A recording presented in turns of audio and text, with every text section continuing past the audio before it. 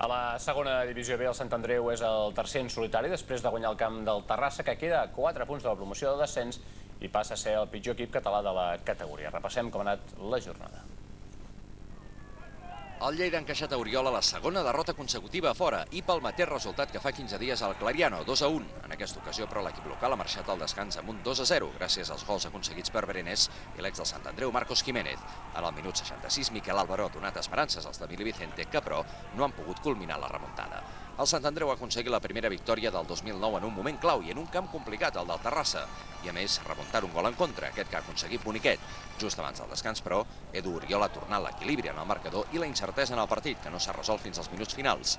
Ha estat Rueda qui ha donat els 3 punts que deixen el Sant Andreu tercer en solitari. Igual que el Lleida fa 15 dies, el Sabadell també ha sortit derrotat del Clariano d'Ontinyent. La culpa ha estat aquest gol de Dieguito en el minut 17. Tot i que l'àrbitre ha castigat més els arlequinats, expulsant Carralero i Jaume, que era a la banqueta, des de la tribuna local se li ha tirat una ampolla quan es dirigia cap als vestidors. El Barça Atlètic va sumar el segon empat consecutiu i s'allunya de la zona alta. Botia va avançar els de Luis Enrique en aquest cop de cap, però l'Osasuna B va remuntar el partit, primer en aquesta badada defensiva que va aprofitar Jorge Galán i després gràcies a una altra errada, en aquest cas de Botia i Rubén Miñó, que va acabar en un penal transformat per Annunziata. Això passava en el minut 78, però en el 80, Goran Maric, sense saber ben bé com, va poder marcar el 2-2 definitiu. El Badalona s'ha situat a només 3 punts del quart després d'una còmoda victòria sobre l'Atlètic Balears, que és cuer. Els escapolats fins i tot han oblidat que Càmara ha fallat un penal a la primera meitat. Els gols de David Prats en el minut 25 i d'Ignacio Alfonso en el 52 han deixat els 3 punts al camp del Centenari.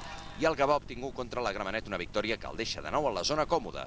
Una assistència de Sanul ha culminat Porrell per fer l'1-0 definitiu en el minut 71.